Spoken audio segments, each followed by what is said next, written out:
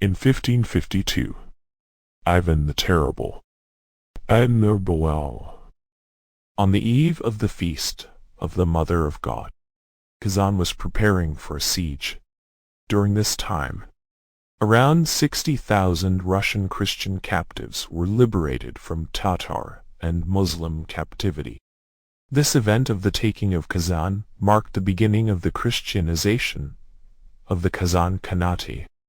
However, a special role in this was played by the appearance of the icon of Our Lady of Kazan.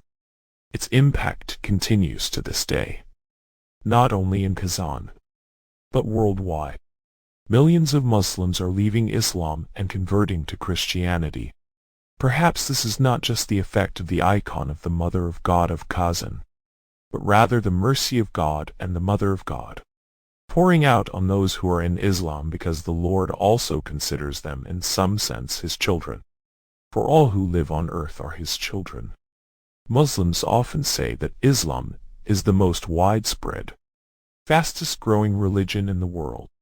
They claim that crowds besiege mosques to embrace Islam. But the reality is quite different, as revealed by some Muslim scholars and sheikhs. Sheikh Ahmed Al-Qahtani, for example, speaking on the well-known Islamic channel Al Jazeera, mentioned that millions of Muslims are converting to Christianity every year. Africa, with a population of 1 billion, a century ago at the beginning of the 20th century, was predominantly Islamic. However, by the 21st century, only about 30% of Muslims remained there. By the 21st century, only about 30% of Muslims remained there.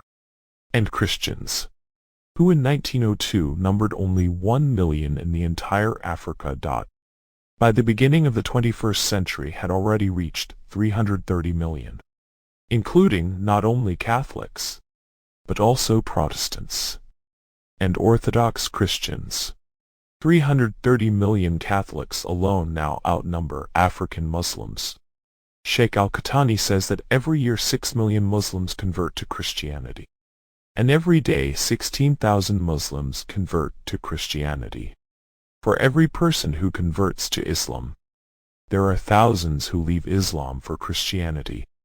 This is the case not only in Africa, but also in other countries. In particular, in France, 15,000 Muslims convert to Christianity every year. The Times reported that in recent years 200,000 Muslims in Britain converted to Christianity. The same newspaper writes that about 15% of all Muslims in Western Europe have already converted to Christianity. For many Muslims, this may come as a shock. They may say it's Christian propaganda, as they usually do. But all these materials are from open sources. And, for example, you can watch the conversation with Sheikh Al-Qahtani on Al Jazeera on YouTube. The problem is that many of those who convert to Christianity, leaving Islam, do not publicize this because they fear persecution or even execution, as is the case in some countries. An investigation was conducted in America. It turned out that the majority of those who convert to Islam soon abandon it once they get to know it better.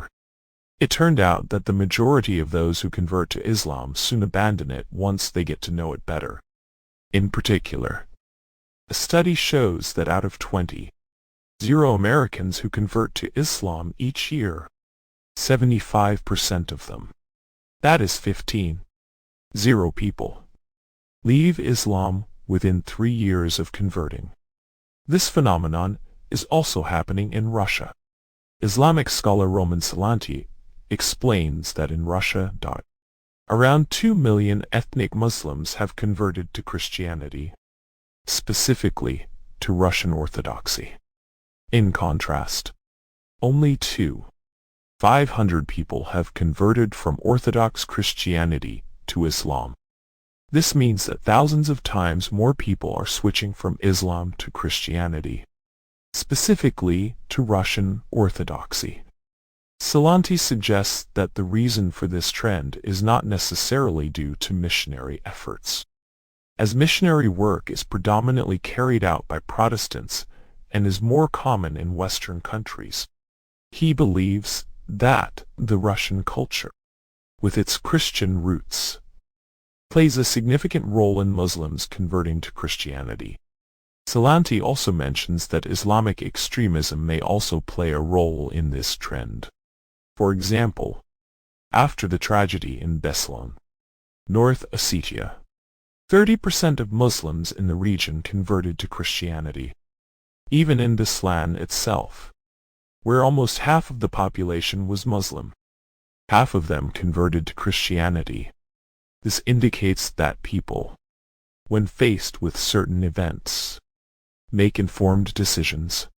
Salanti also mentions a teacher from the prominent Islamic university, Al-Yashar Al, who, at the age of 12, already knew the entire Quran by heart. While studying at the institute, he was the top student out of the 6,000 students there. When he was studying at the institute, he was the top student out of the 6,000 who studied there. But he constantly asked himself questions, and asked questions to others. He studied the history of Islam, studied Islam itself, and discovered its dark sides. This led him to start doubting Islam. He searched for God, and when, as he himself testifies, his head was aching from all these searches, reflections, and doubts, he would go to a pharmacy and buy headache medicine. Once, the saleswoman who observed him asked what was wrong, why he was constantly buying headache medicine, and he replied that he was searching for God. She smiled and said that he definitely wouldn't find him in the pills. She gave him a Bible as a gift, and took a promise from him not to take any pills until he read the Bible. He started reading the Bible and found Christ. When his father found out about this, he almost shot him. But thanks to his mother and sister, he emigrated to the United States and wrote a book called Islam and Terrorism, in which he debunks the myths that Islam is the most peaceful religion. And with all these studies, the data is not only agreed upon by Sheikh Ahmed Al-Qahtani, but also by other sheikhs who testify that in Saudi Arabia alone, more than 50,000 Muslims have converted to Christianity. In Egypt, millions of former Muslims have either been baptized or are preparing to be. In Egypt, millions of former Muslims. Some have already been baptized, while others are preparing to be baptized. In Malaysia, the Mufti of Malaysia declares that over 1,000 Muslims have renounced Islam, the majority of whom have also embraced Christianity. And all of this, surprisingly, is happening almost without our participation, without any preaching by Muslims, without any missionary work, simply by the grace of God and the mercy of Our Lady, the Mother of God. And imagine what it would be like if we truly lived a Christian life, knew our faith, and could not only show it in our actions, but also explain with our words what, how, and why we believe. If we lived in this way and knew our faith, then the fears of this Sheikh Ahmed Al-Qahtani, expressed on Al Jazeera's platform, would come true. He quoted a famous Christian missionary who said that preaching to Muslims and their conversion from Islam to Christianity will continue until a cross shines in the sky over Mecca and the divine liturgy hymns are heard in Medina. So be it. Amen.